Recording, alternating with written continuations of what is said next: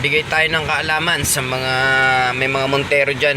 Pag ganito yung problema at may nakailaw sa inyong cluster, yan tulad yan, low washer fluid, nagiging cause nyan yung floater sira na. Ayan o, kita nyo, nakailaw.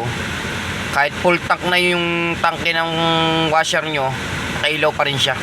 Kaya kailangan palitan natin ng floater mismo, tsaka ng harness.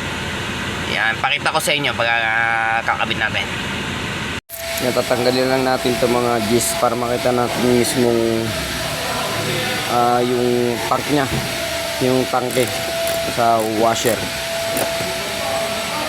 Yun guys, bali ito, binaklasan natin yung cover nya. Yan, yung cover ng bumper. Yan, tanggalan natin yung cover. At nakita na natin yung pinaka-connector ng windshield floater. Ayan, tanggal natin sa ilalim.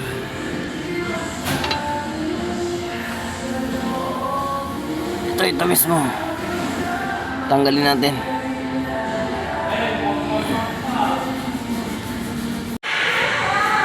Yan guys, bali ito yung papalitan natin. Yan, ito yung mismong floater ng windshield at yung mismong connector or harness papalitan natin.